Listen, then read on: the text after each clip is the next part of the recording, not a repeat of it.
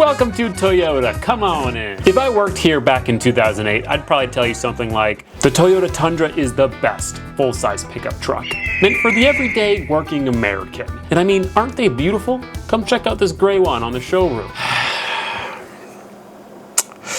It ain't that good looking, it ain't that cool. If you get a clean stock one like this, I mean, they're all right. But the reality is, most of them nowadays have been booed.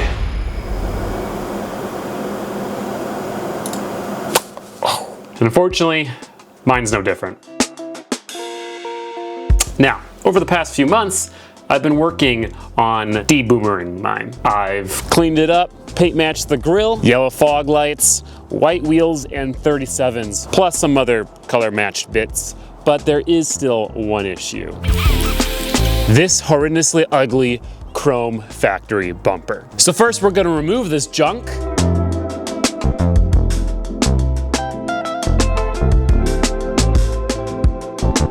I actually already think it looks cooler. You can just see the big tires and the rear axle and look at all this clearance. It looks sick. But there's a big old hole here. This still hangs too low.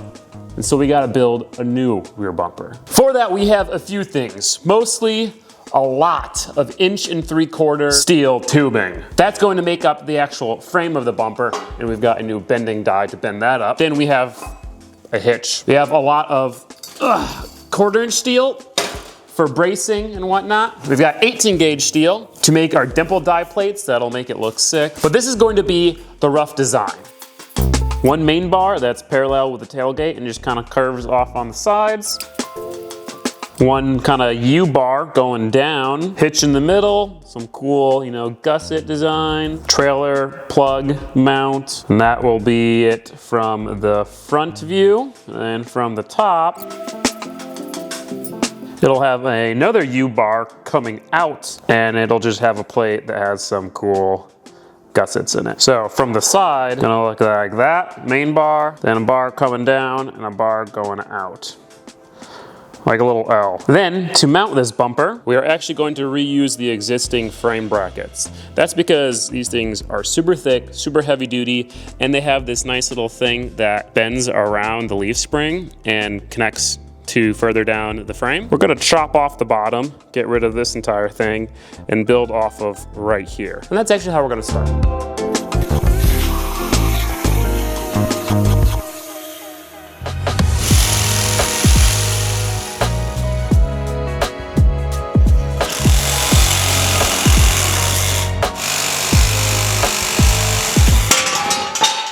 This thing's heavy. Holy shit, this thing is heavy. My God.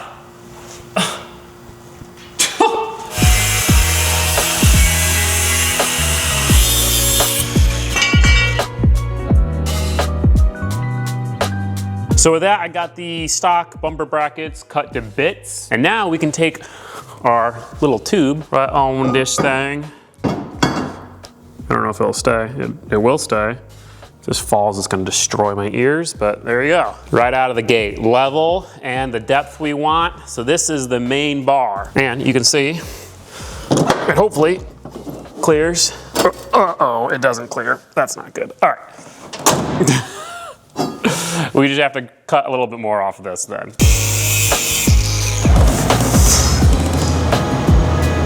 Oh, it's close. But that does clear now. So now we're gonna bend up the first tube and tack it to those brackets. But first, let me take a moment to thank this video's sponsor, Wolfbox, and their G900 Tri-Pro dash cam. Now this thing is a rear view mounted dash cam. It's got a bright, beautiful 12-inch screen, and it's got 3 cameras, a 4K front camera, a 2.5K rear camera, and a 1080p bumper camera. Now all 3 of those cameras support HDR recording. They're great in low light, they're great in bright light. They capture minute details like license plates, speed limit signs. I'm mostly excited about this 1080p bumper camera because when you drive a lifted truck on 37-inch tires, sometimes you can't see in front of you. I've had a Wolfbox in my truck for a long time, and I've really loved the rear camera because I can see what's in my bed and I can see what's behind me, but I just needed that front camera, and sure enough, they have a version for it. Now installing this bad boy, very simple. You can either strap it over your existing rearview mirror, which is what I did, or it comes with an optional hard mount kit, so you can install it as its own standalone rearview mirror. Wiring it's super simple. You either plug it into your cigarette lighter, or they've got a hardwire kit, which makes it super easy to super cleanly install this thing. That's what I did in my truck, and I love it. After you do that, you of course have to route the cameras throughout your vehicle. Since I already had a wolf box installed, all I had to do was mount the new front camera, and voila.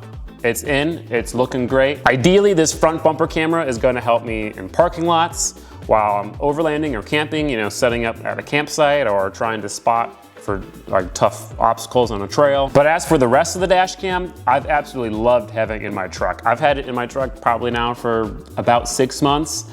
It's captured some near misses just the other day, going through a green light, and somebody just almost took me out.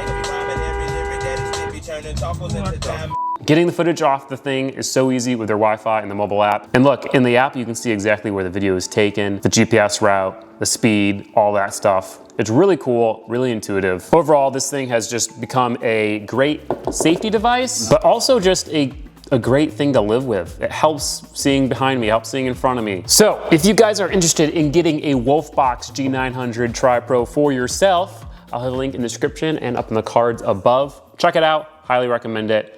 And huge thank you to Wolfbox for sponsoring the video. Let's get back to this bumper.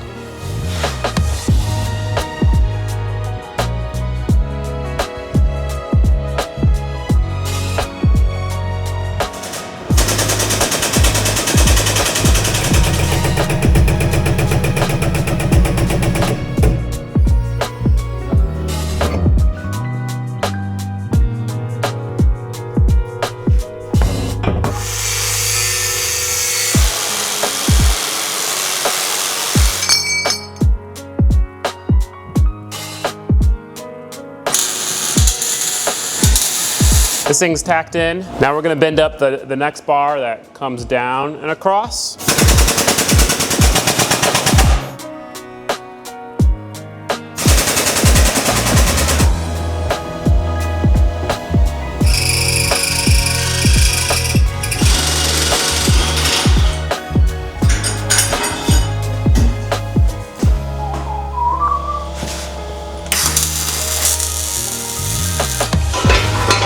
Now we pretty much just need to build another one of those and have it sticking out instead of down. Now if you're thinking it looks silly with this here, don't worry, because that's all getting cut off. That's my favorite part about these bumpers, the bed cut.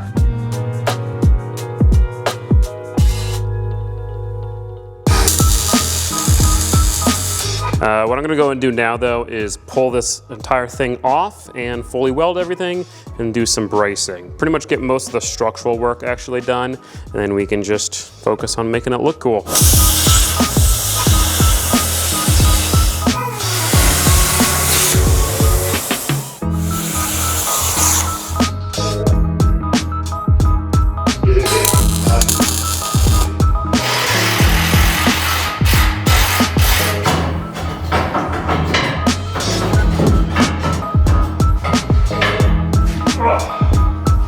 Not easy.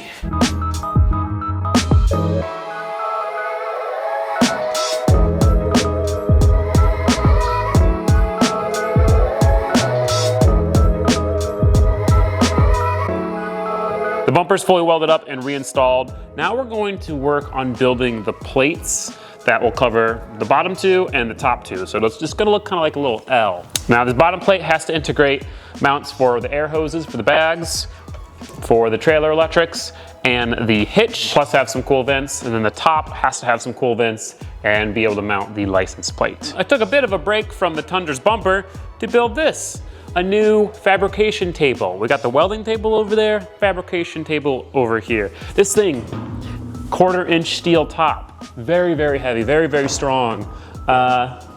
Very nice. The only thing is that right now, it's like a gong. So I have to put some sound editing on it and some wood to make it not obnoxious, like working on this thing. Imagine I have to hammer something.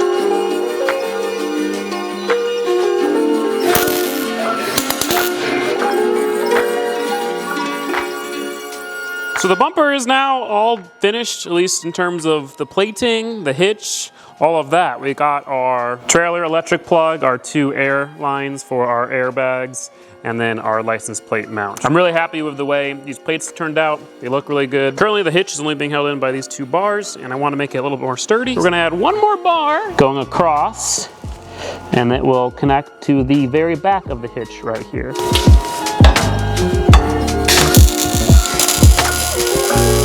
The bumper is fully finished, except not. I have a tendency to say things are finished before they are.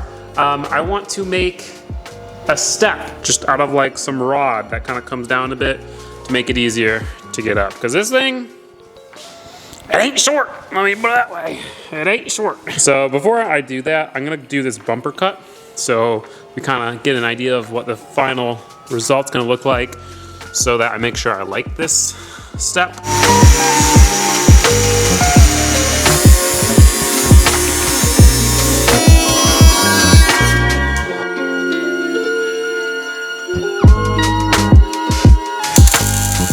This definitely does dramatically decrease the departure angle because it's right on the corner, but making it out of this rod means that if I ever do serious off-roading and it happens to hit a rock, it'll just bend out of the way.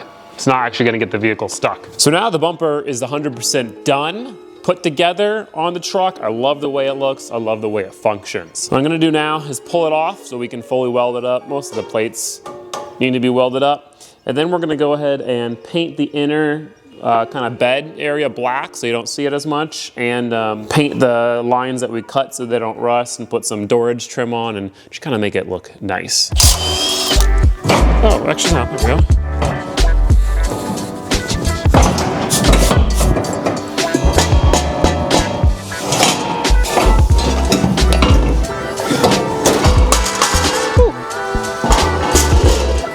Definitely not light.